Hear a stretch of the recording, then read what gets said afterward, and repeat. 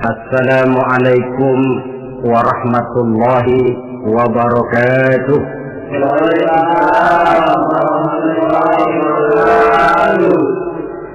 Alhamdulillah, wassalatu wassalamu ala sayyidina Rasulillah, sayyidina wa maulana Muhammad ibn Abdullah wa ala alihi wa sahbihi wa man tabi'ahu wa wala.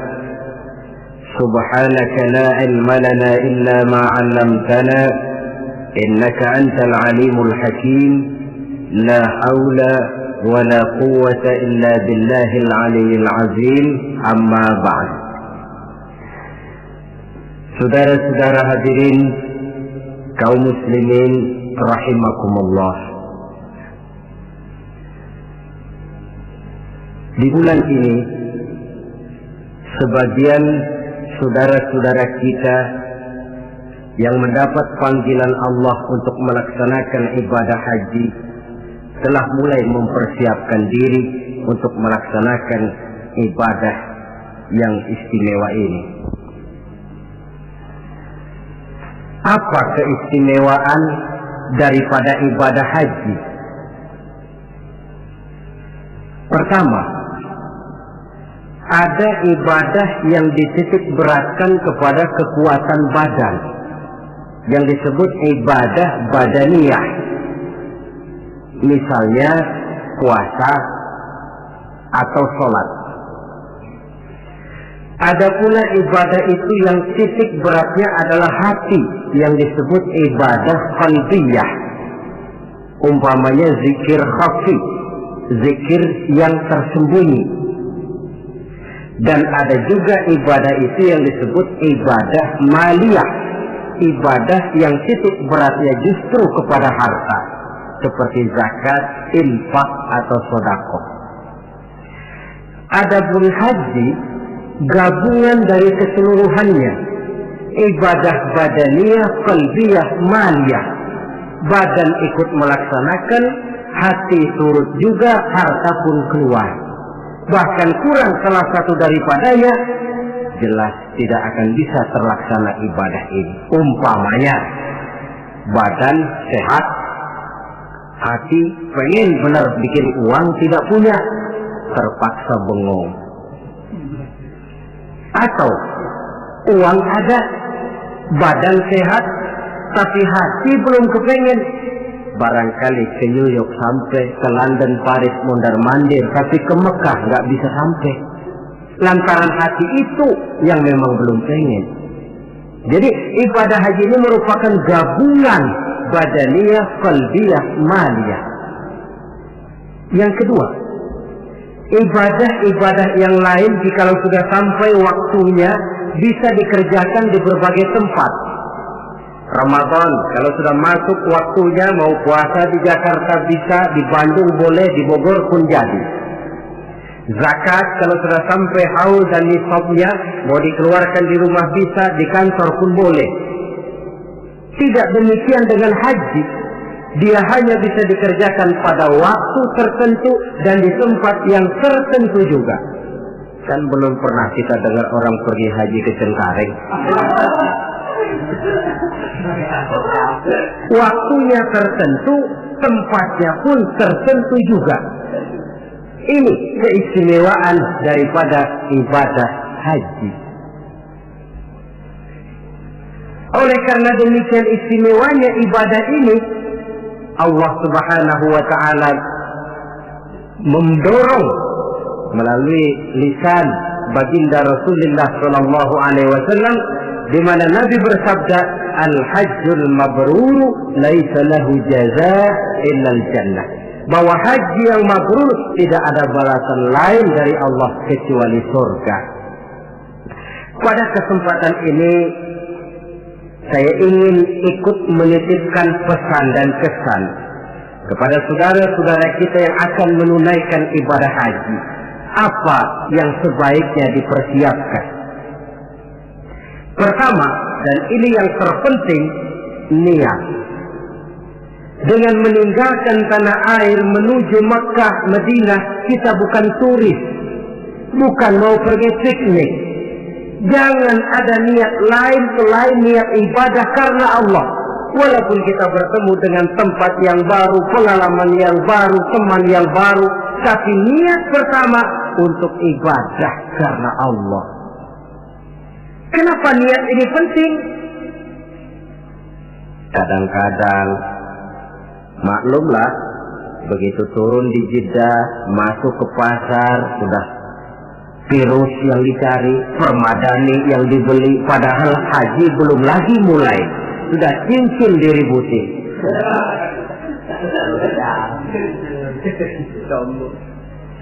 Nah, kalau niat kuat,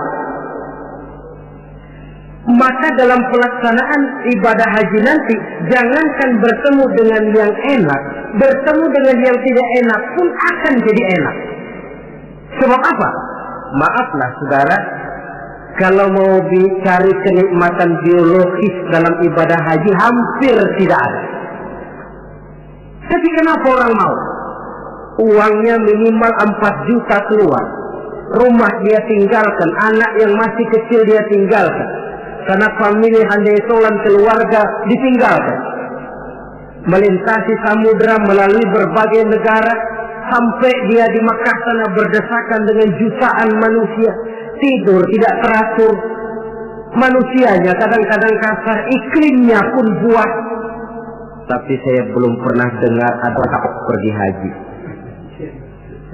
Tidak pernah pulang haji lalu ditanya, Pak Haji bagaimana di Mekah, buat taubat lagi-lagi. Belum pernah ada. Belum pernah ada. Malahan yang sering kita dengar, bagaimana Pak Haji? Ya Allah Ustaz, pada waktu saya melakukan tawaf wida, mengucapkan selamat tinggal kepada Ka'bah, akan kembali ke kampung halaman dengan air mata berurai membasahi pipi tanpa terasa. Dikala itu batin saya menjerit, ya Allah, kapan saya bisa kembali kemari lagi? Pulang saja belum, sudah mikirin mau kembali. Apa yang dirasakan? Kebahagiaan batin karena niat kuat lantaran bisa menjawab panggilan Allah. Kalau hati bahagia, batin bahagia, penderitaan badan tidak terasa. Ini yang harus digarisbawahi. Kalau hati bahagia, penderitaan badan tidak terasa. Kita ambil contoh. Ibu kita dikala melahirkan kita, pilihan cuma 2. Kalau tidak hidup, mati. Betul apa betul?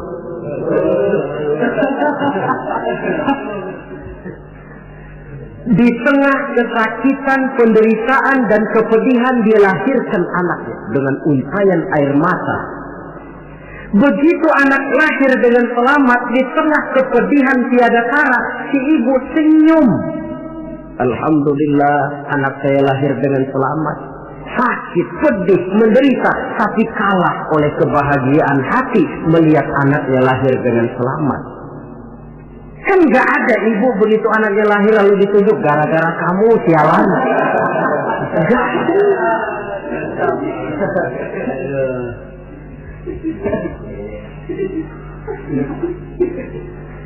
Zaman kita masih muda dulu, punya pacar rumahnya jauh, kalau mau apel lewat pohon bambu, hujan gerimis, cukup seram, jalanan licin. Tapi giliran apel kira-kira berangkat enggak? Wajib.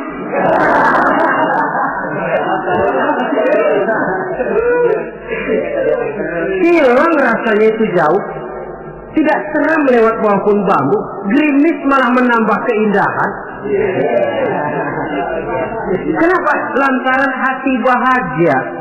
Kalau hati sudah bahagia, penderitaan badan tidak terasa. Itulah pentingnya niat. Kalau memang niat lemah, yang dekat pun terasa jauh. Tapi kalau niat kuat, yang jauh akan terasa menjadi dekat. Dan oleh karena niat kuat, Allah akan memberikan jalan. Yakinlah itu. Saudara, ketika saya melaksanakan ibadah haji, Saya bikin haji ifrat, masuk Mekah itu orang sudah berkumpul di Mekah. Tapi saya memang punya niat kuat, bagaimanapun di dalam tawaf saya harus bisa mencium Hajarul Aswad. Padahal manusia jutaan, saya tawaf berdesak-desakan dengan jutaan orang. Niat kuat, saya harus bisa mencium Hajar Aswad. Apa yang terjadi? Sedang enak-enak saya tawaf, diseruduk orang Afrika yang tinggi gede. Diseruduk mental saya. Apa yang terjadi? Saya mental jatuh pas di depan Hajar Aswad. Orang Jawa bilang njilala.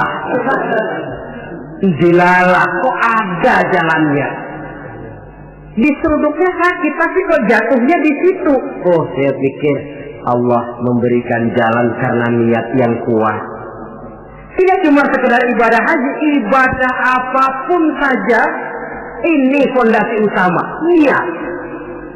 Jika sudah rapuh niat, nilai ibadah tidak akan sampai kepada tingkat kesempurnaannya.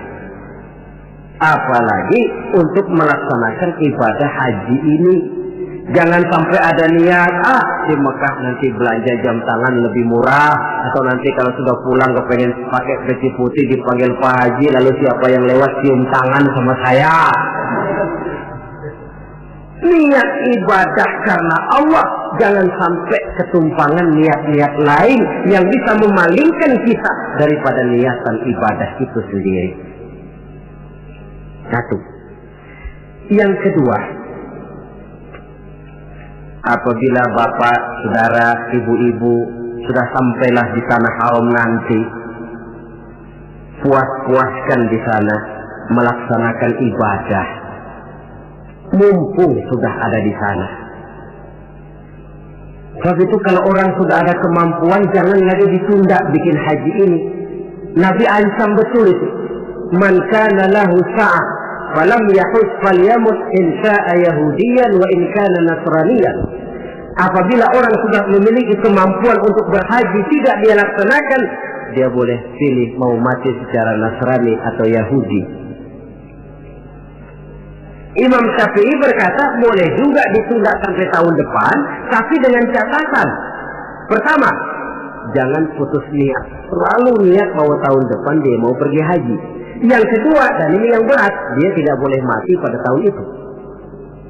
Ya kalau niat tidak putus boleh lah, tapi kalau tidak mati tahun itu, ini kan mesti bikin perjanjian sama malaikat maut, ini repot. Mumpung ada di tanah haram, apalagi di tempat-tempat yang mustajabah, di mana doa dijawab Allah, kuatkan diri melaksanakan ibadah. Mumpung ada di sana. Kapan lagi mau mengejar keuntungan sebesar itu? 1 rakaat di Masjidil Haram sama nilainya dengan 100.000 rakaat di masjid-masjid lain. Tahun depan belum tentu kita bisa kembali lagi. Taruh kata rezeki ada, tapi umur belum tentu ada. Taruh kata umur sampai, tapi rezeki belum tentu ada. Mumpung ada panggilan, sudah sampailah kita di sana. Pusing-pusing dikit berangkat ke masjid, capek-capek dikit berangkat ke masjid. Puaskan hati dan diri melaksanakan ibadah. Kalau malas yang diperturutkan, kan rugi, sudah buang waktu, tenaga, harta, tapi nilai ibadah tidak seperti yang diharapkan. Jadi yang kedua, mumpung ada di sana, puas-puaskan diri melaksanakan ibadah. Yang ketiga, kalau nanti sudah sampai di tanah haram, entah di Mekah dan Madinah, orang bilang Mekah Madinah itu taman mini akhirat. Artinya apa? Di sana orang harus jujur kepada diri sendiri. Kalau menemukan berbagai kesulitan, jangan mencari kambing hitam. Jangan mencari sebab pada diri orang lain. Cari sebab pada diri sendiri. Kalau di sini kan kita bisa saja berkata, gara-gara lu sih begitu, gue jadi begini. Orang lain kita kambing hitamkan. Di sana kalimat macam itu tidak berlaku. Semua kesulitan, semua hal-hal yang tidak menyenangkan yang menimpa kita, carilah sebab di dalam diri sendiri.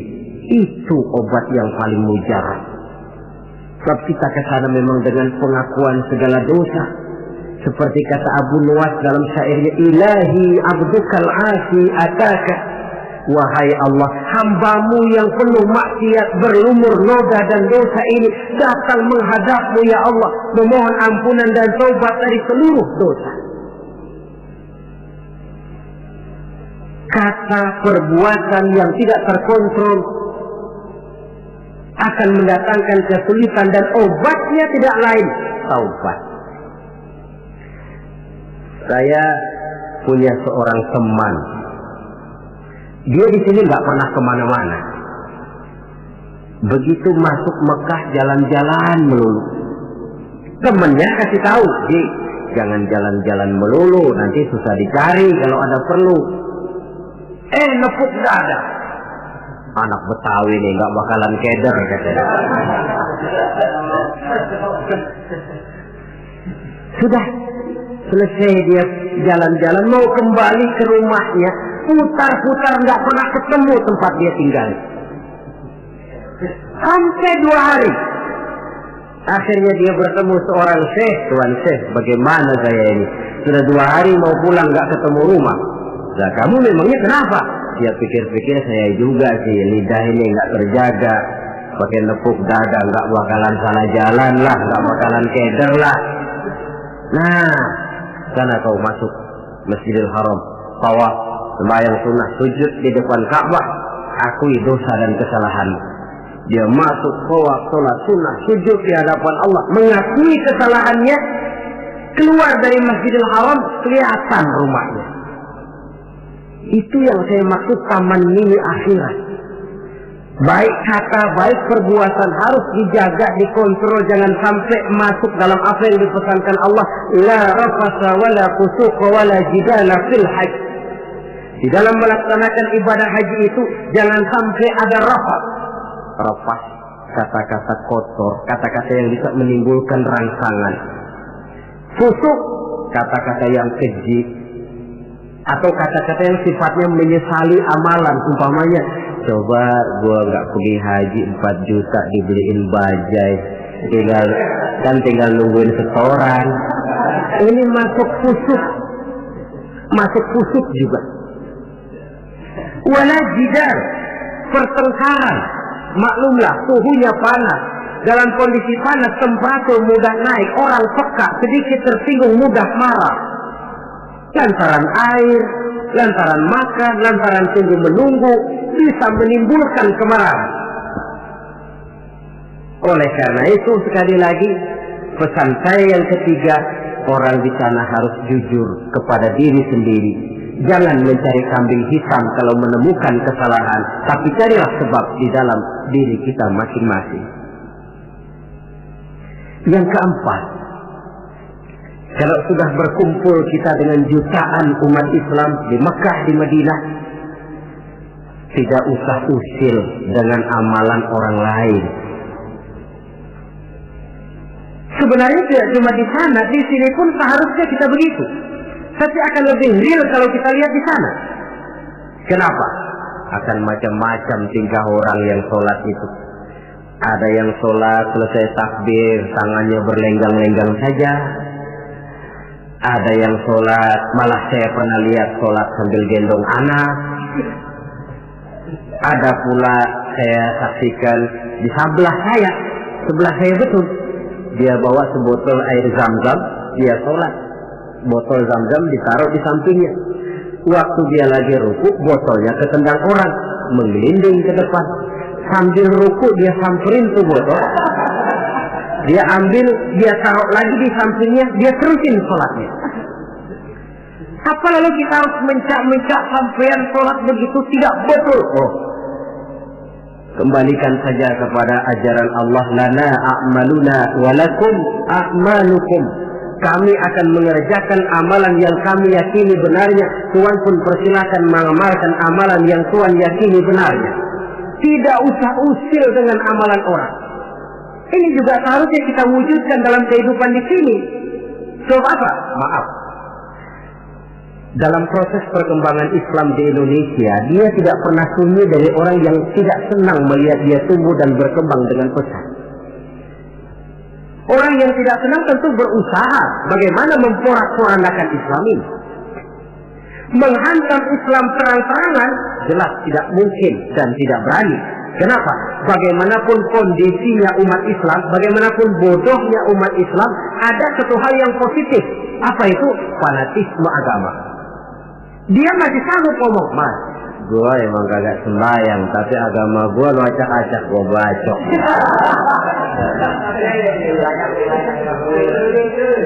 Dari segi fanatisme positif itu positif. Maka orang pun lalu tidak berani menghantam Islam dengan membuka front secara terbuka. Mau menghantam Islam, mereka belajar dari Van der Plas, dari Dr. Gronya, masuk ke tengah-tengah umat Islam. Kalau perlu pakai peci, pakai peci. Perlu pakai sorban, pakai sorban. Nggak bisa assalamualaikum, latihan assalamualaikum. Bikinin kalau perlu merek Islam. Yang mereknya Islam, tapi tujuannya bikin kacau dalam Islam. Lihatlah Islam sejati, Islam murni, paling akhir Islam jamaah, lebih akhir lagi Islam ingkar sunnah. Mereknya Islam. Tapi ini kalau sudah mengkafirkan orang yang tidak sepaham dengan dia, kan sudah mulai menimbulkan benih kekacauan. Kalau cara ini dirasakan tidak berhasil, diputar lagu lama. Apa lagu lama itu? Lagu khilafiyah. Satu pakai usolid, satu tidak, bisa RT. Satu kunut, satu tidak, bisa kampung. Satu Jumat azan sekali, satu dua kali, bikin masjid lagi. Bukankah akan lebih baik mencari titik persamaan daripada sekedar memperbesar pola perbedaan? Apalagi kalau perbedaan itu menyangkut hal yang tidak prinsip, furu'iyah. Sehingga saya kalau ditanya orang, jawaban saya paling enak. Ustaz, kalau subuh pakai ulut nggak? Kalau saya pakai. Yang tidak pakai bagaimana? Yang tidak pakai, kata yang tidak pakai. Kata yang tidak pakai. Jadi pakai kunut betul? Betul, karena saya pakai kunut. Tidak pakai kunut juga betul? Betul, kata yang tidak pakai kunut. Nah, kalau yang kunut betul, yang tidak kunut betul, lalu yang salah yang mana Ustaz? Yang salah iya, yang subuh nggak semayang.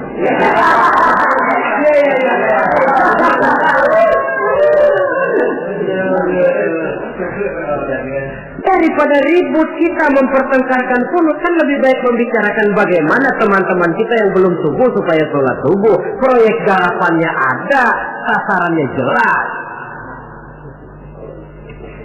Hal-hal yang menyangkut khilafiyah semacam ini sampai kiamat tidak akan pernah selesai. Sebaiknya memang tidak usah usil dengan amalan orang, dan ini dicontohkan benar di dalam pelaksanaan ibadah haji.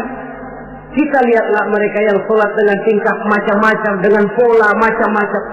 Apa lalu kita harus ngotot mempertahankan cara ini tidak betul? Oh, terlalu riskan. Jadi bapak, saudara, ibu yang nanti di sana melihat pengalaman macam-macam, tidak usah usil dengan amalan orang. Mari kita amalkan apa yang kita yakini benarnya. Yang kelima, pesan saya kepada jamaah haji, ibadah haji itu ibadah yang berat. Oleh karena itu, orang melaksanakan haji itu harus bawa sabar yang sebanyak-banyaknya. Sabar yang tidak ada batasnya.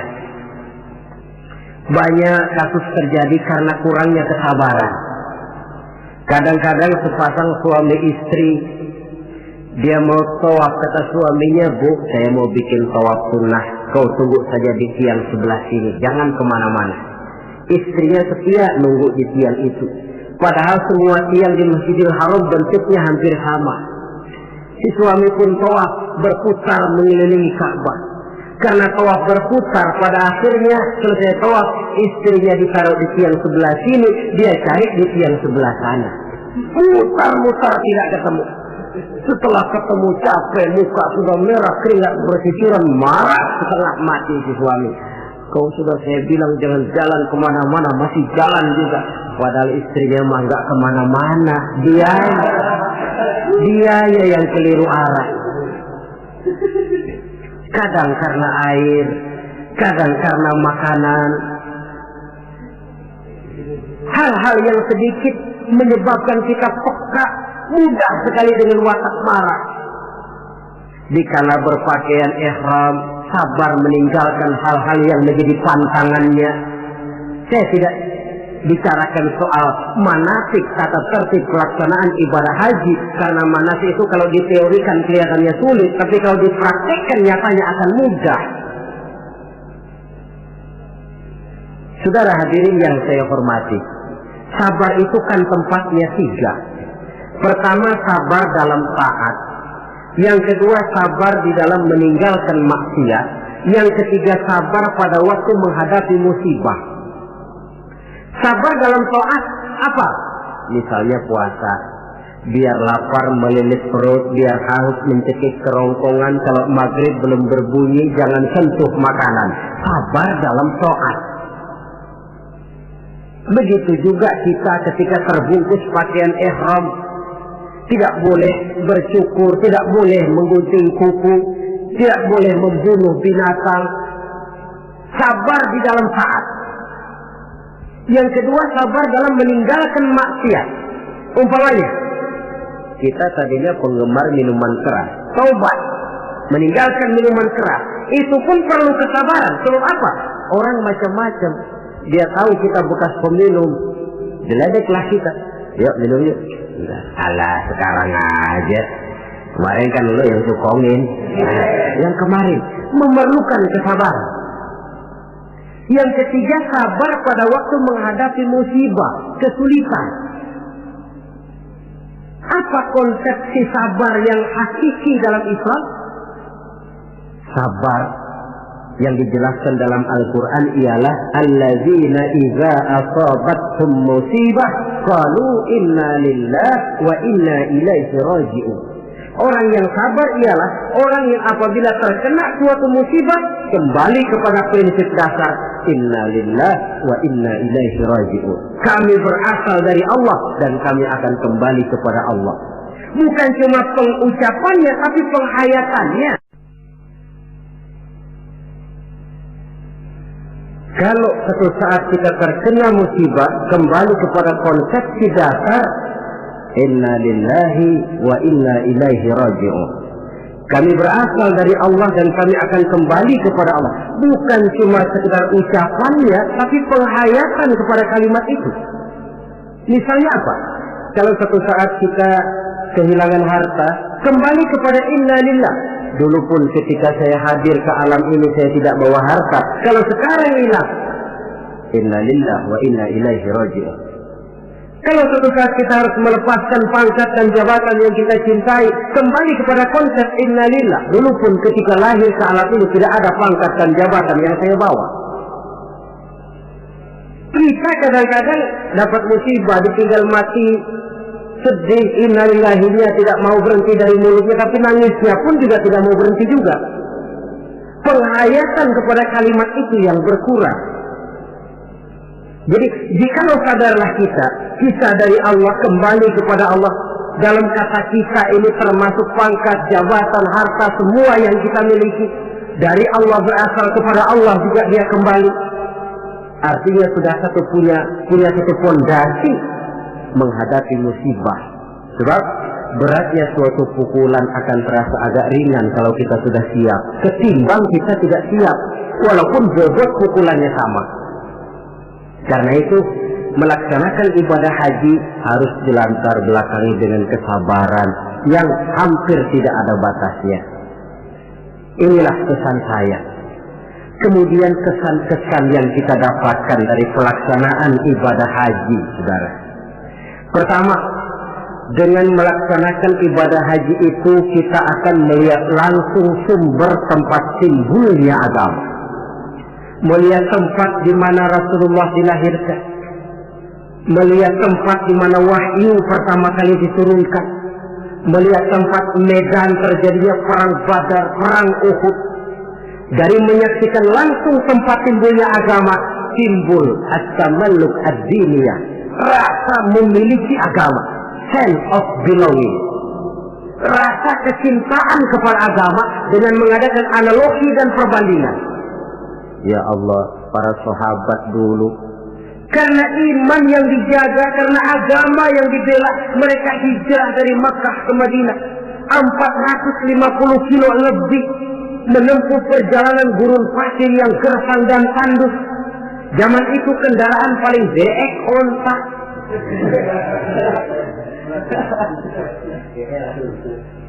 Untuk menegakkan akidah, melaksanakan syariat, mereka harus perang.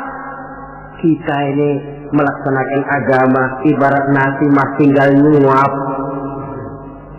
Rasul, para sahabat, generasi kemudian yang berjuang dengan untayan air mata, cucuran keringat, bahkan aliran darah.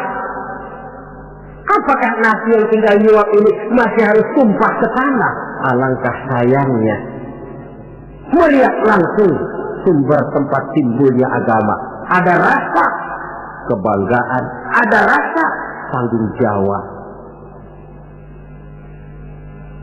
Yang kedua kesan saya, orang bilang ibadah haji itu katanya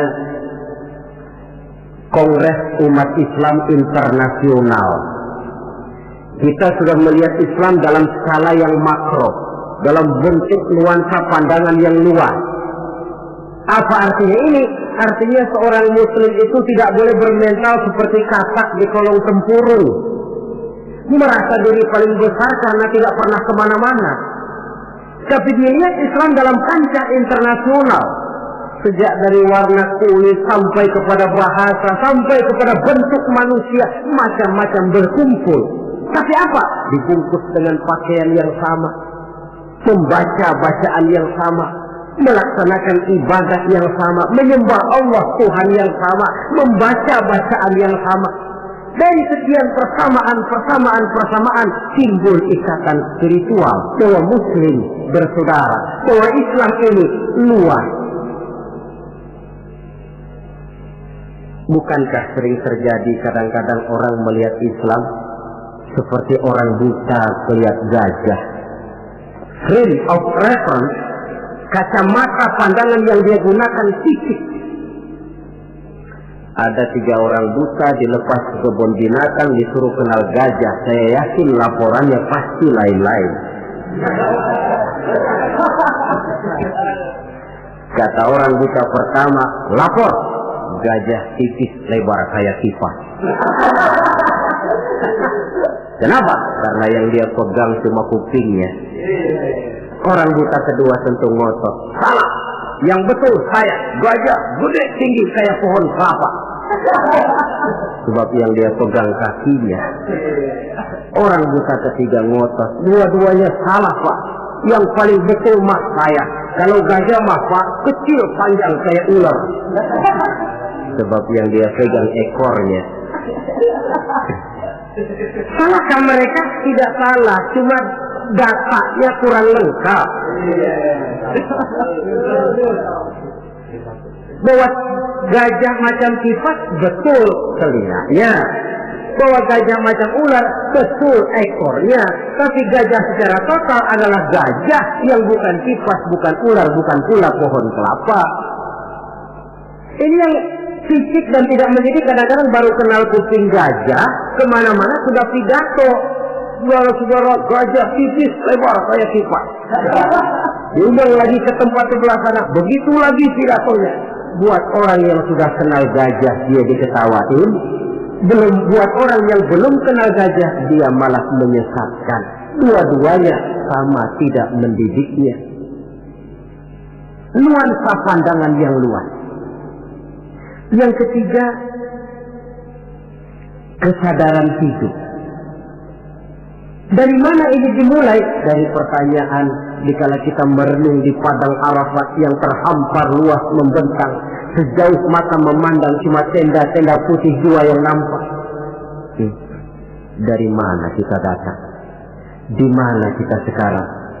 Mau kemana kita akan pulang? Dikala itu air mata berurai membasahi pipi tanpa terasa. Inilah barangkali taman miliknya padang mahsyar di akhirat nanti.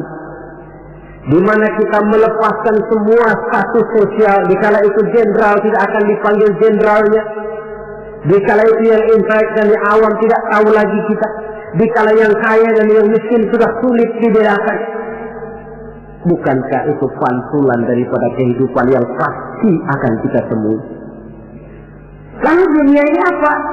Persis kalau diibaratkan dunia ini cuma sekedar sebuah panggung sandiwara.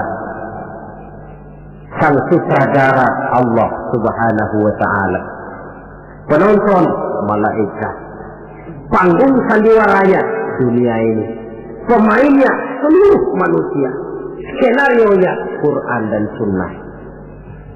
Sutradara berjanji kepada pemain-pemain yang bermain dengan baik sesuai dengan petunjuk dalam skenario Quran dan Sunnah akan diberikan piala Kisra berupa surga.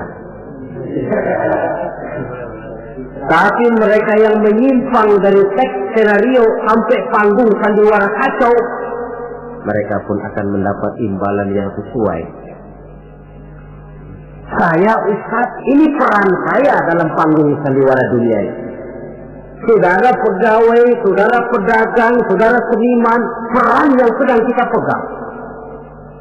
Peranan kita pasti akan selesai dengan dua kemungkinan. Pertama, memang skenario-nya mengharuskan peranan kita sampai di situ, selesai.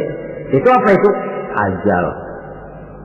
Yang kedua, panggung sandiwaranya yang memang sudah harus dibongkar. Apa itu? Kiamat. Jikalau panggung sandiwara ini sudah dibongkar, jikalau dalam teks memang peranan kita sudah habis sampai di situ, kembalilah kita kepada sang sutradara. Apa lagi yang kita bawa? Kata Nabi, yutba'ul mayyitu salasah.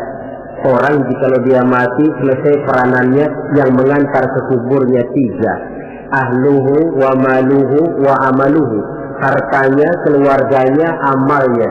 Gantar dia ke kubur. Tapi yang dua pulang lagi. Siapa yang pulang lagi? Pertama ahluhu, keluarganya. Tidak seorang keluarganya yang bagaimana cintanya kepadanya yang mau ikut masuk ke dalam.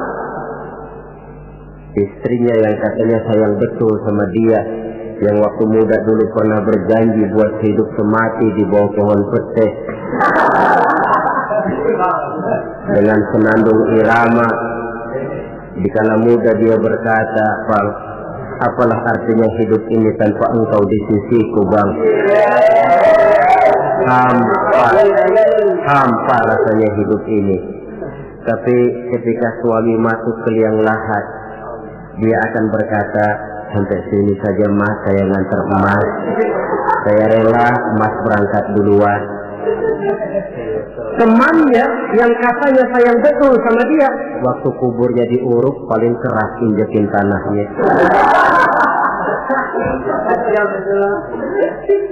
Mungkin ratusan mobil pelawat mengantar ke kubur, dilepas dengan pasukan kawal kehormatan, turun ke liang lahat dengan tembakan salvo 21 kali, 5 truk karangan bunga duka cita.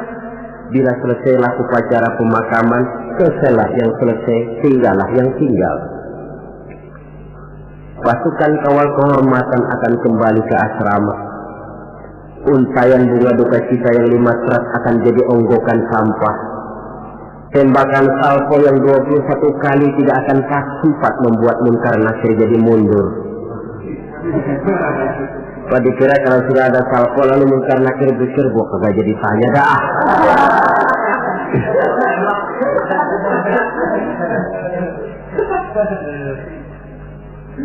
Harta pun tidak ikut masuk ke dalam. Mobil cuma parkir di pelataran kubur. Yang setia menemani kita, the best friend, sampai masuk ke dalam itu tidak lain nilai amal yang kita kerjakan di dalam kehidupan ini. Maka hidup hakikatnya kesempatan untuk berbuat amal. Kata Allah, "Wallazi khalaqal mauta wal hayata liyabluwakum ayyukum ahsanu amala." Dialah Allah yang telah menciptakan hidup dan mati untuk menguji kamu, siapa di antara kamu yang paling banyak amal kebajikannya. Hidup adalah kesempatan berbuat baik. Nah, status sosial Di padang Arafat saja sudah tidak berlaku. Pernah terjadi seorang jenderal, dia sedang mencium Hajar Aswad karena terlalu lama kepalanya ditarik orang Baduy yang hitam itu. Dia marah mau dipukul si Baduy. Sabar Pak, ini orang kurang ajar Ustaz, saya kan jenderal, saya belum pernah digitukan orang. Iya, jenderal kan di negara kita Pak, di sini kan Ka'bah, jenderal nggak laku di sini. Di sini ini kita harus jujur kepada diri sendiri. Kalau kepala kita diangkat orang, barangkali kita di sana sering ngepelakin kepala orang. Oh ya, terbuka saja. Memang kita kemarin ini mau membersihkan diri, ibarat baju, kita datang bawa baju kotor, berharap pulang mau bawa baju bersih yang bisa disimpan dalam lemari. Tentu saja baju itu mesti dicuci. Dicuci artinya disabuni, digilas, dijemur, disetrika. Wajar menemui kesulitan-kesulitan untuk pemutihan pribadi yang telah dilumuri oleh dosa dan kesalahan.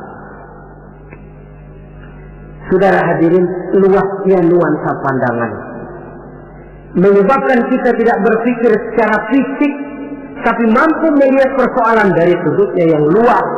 Itu yang saya rasakan di dalam pelaksanaan ibadah haji. Karenanya saya pernah ke Bali, tapi tidak ada rasa kerinduan pengen ke Bali lagi. Saya pernah ke Jogja, ada orang cerita tentang Jogja, Borobudur, Parangtritis, rasanya kok biasa-biasa saja.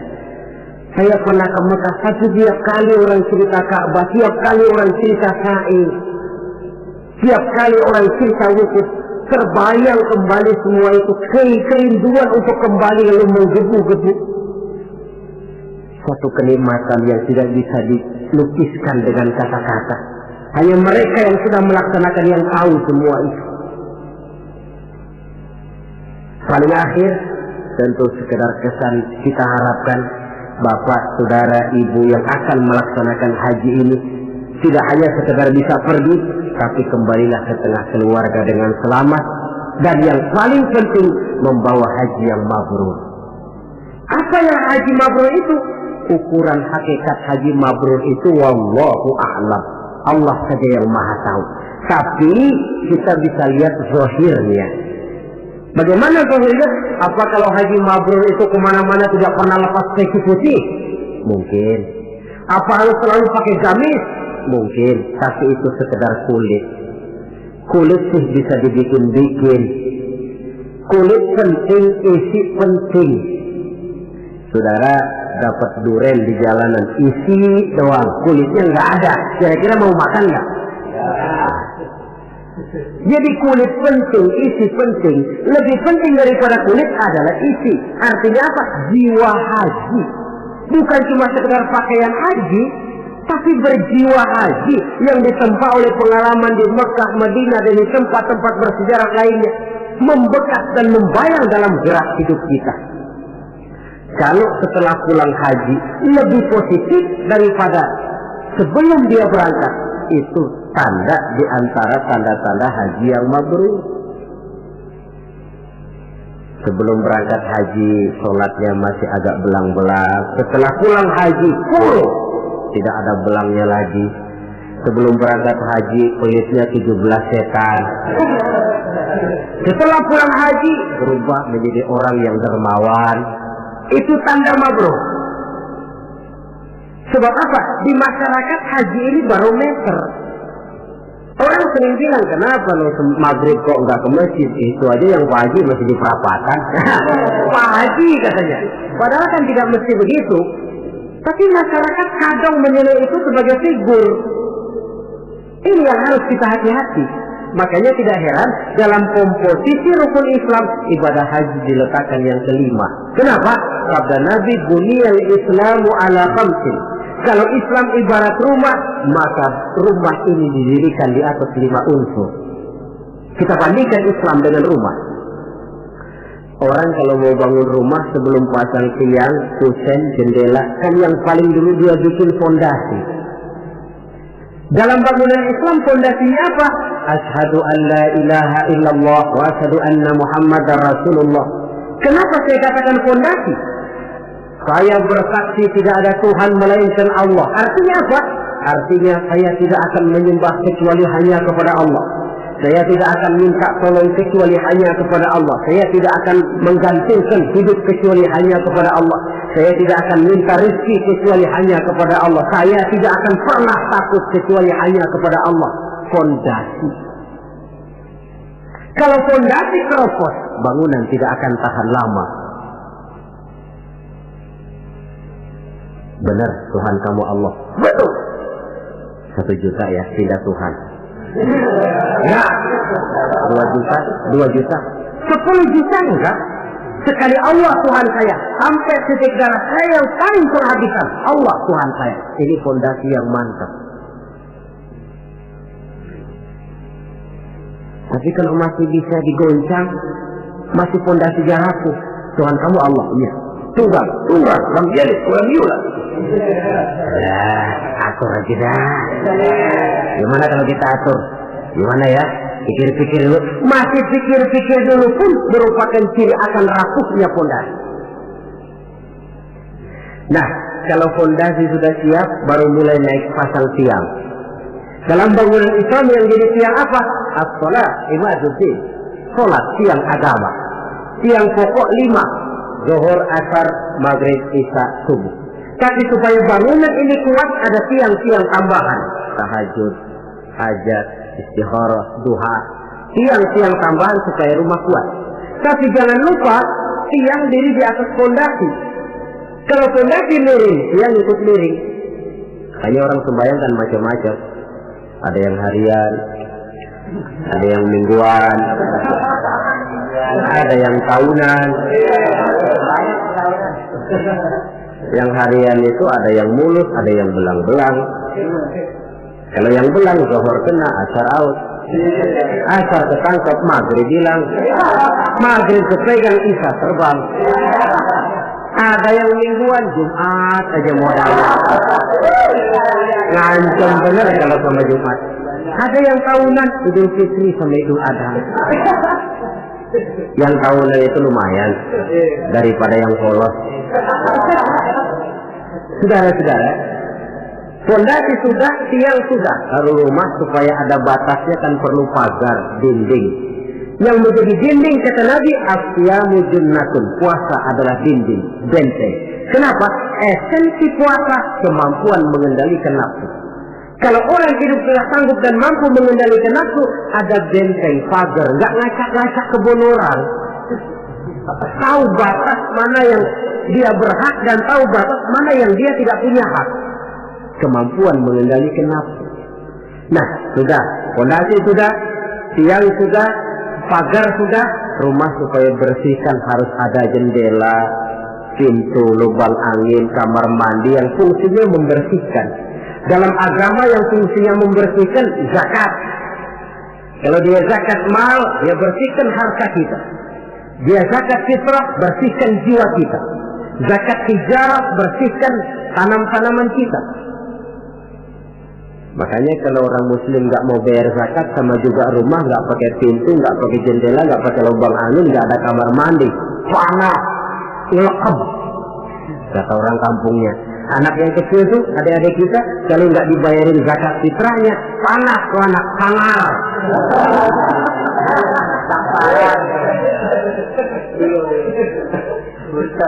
Nah, lalu kalau sudah alat-alat pembersih sudah, mulai naik kap di atas, tinggi, kapnya putih, haji. Kalau kita kan masih kap hitam. Kalau sudah naik kap, biasanya rumah itu kan sudah agak adem. Artinya apa? Orang kalau sudah selesai menunaikan ibadah haji, temperamennya, jiwanya, pembawaannya lebih mapan, lebih matang, lebih dewasa, pertimbangannya lebih banyak. Kenapa? Skalanya sudah skala pasang kap. Dia sudah harus menjadi panutan di dalam kehidupannya, menaungi. Maka ibadah haji itu menaungi kepribadian orang.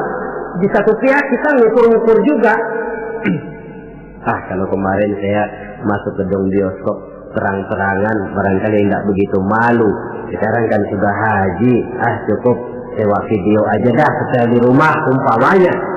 dari segi memelihara kepribadian, dia sudah merupakan satu benteng.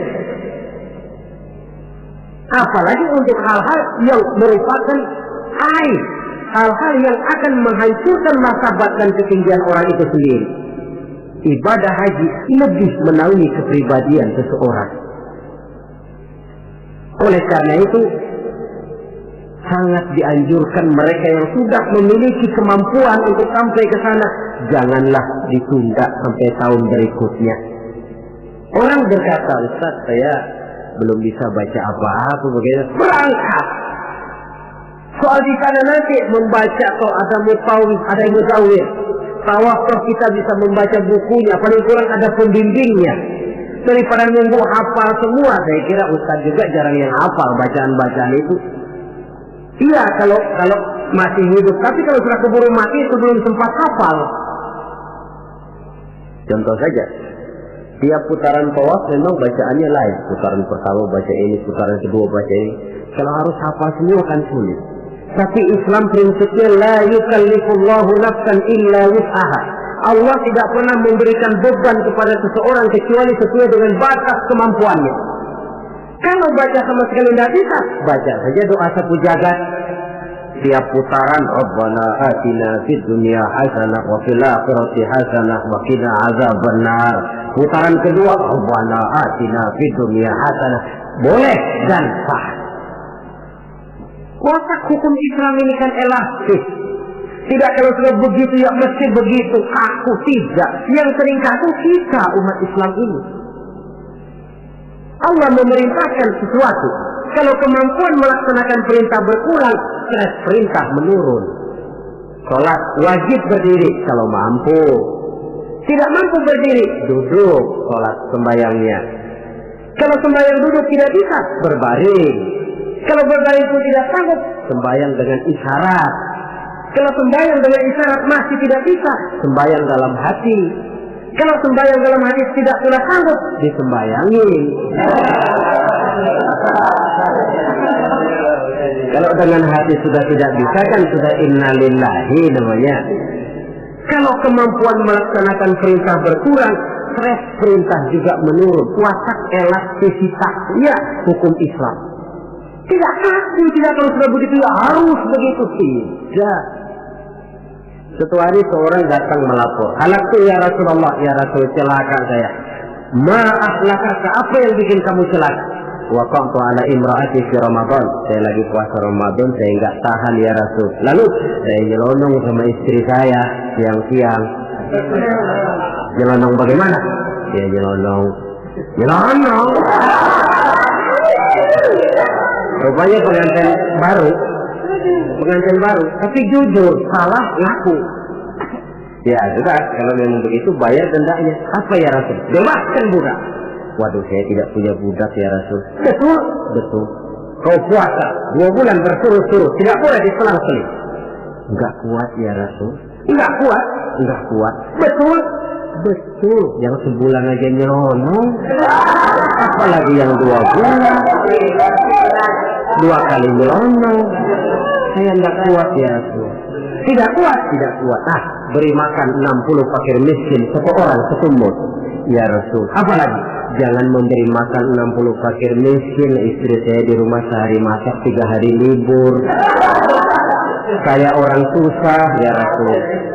Lagian saya pikir ya orang kebangetan juga. Sudah melarang sama larangan kok berani gitu. Akhirnya Rasul masuk ke dalam kamar, keluar kembali membawa sekeranjang kecil kurma. Kalau kau tidak punya apa-apa, nih bawa pulang, sedekahkan kepada orang-orang miskin di kampungmu. Ya Rasulullah, apa lagi? Di kampung saya itu yang paling miskin saya. Ya Allah. Rasul tersenyum, ya sudah bawa pulang, kasih makan anak istrimu di rumah. Sudah melanggar larangan, dapat kurma lagi. Elastis. Tidak, kalau sudah begitu ya mesti begitu. Tidak. La yukallifullahu nafsan illa wus'aha. Dalam ayat lain, yuridullahu bikumul yusra wa la yuridu bikumul usra. Allah menginginkan kemudahan kepadamu dan sama sekali Allah tidak menginginkan kesulitan bagi kamu. Dalam surah Thaha lebih jelas lagi, ma anzalna 'alaikal qur'ana litashqa illa tadhkiratan liman yakhsha. Kami tidak turunkan Quran ini untuk bikin sulit hidup kamu, tidak. Ini cuma peringatan bagi orang-orang yang takut kepada Allah. Quran, Islam, syariat yang dibawa Rasul tidak untuk menyulitkan manusia, tetapi justru untuk peringatan dan membawa manusia kepada kebahagiaan sejak dari dunia ini sampai ke akhirat nanti. Oleh karena itu, tidak lain tentunya kita ikut mendoakan. Mudah-mudahan saudara-saudara kita yang tahun ini melaksanakan ibadah haji, semoga mereka selamat pulang perginya, kembali ke tengah-tengah keluarganya dengan membawa haji yang mabrur. Dan kita pun yang tahun ini belum beroleh panggilan, mudah-mudahan tahun depan atau tahun-tahun berikutnya dipanggil Allah, supaya kita juga bisa merasakan nikmatnya ibadah di Masjidil Haram, di Masjidil Nabawi, dan di tempat-tempat yang mustajabah lainnya. Sekianlah saudara-saudara pertemuan kita pada saat ini. Mudah-mudahan ada manfaatnya.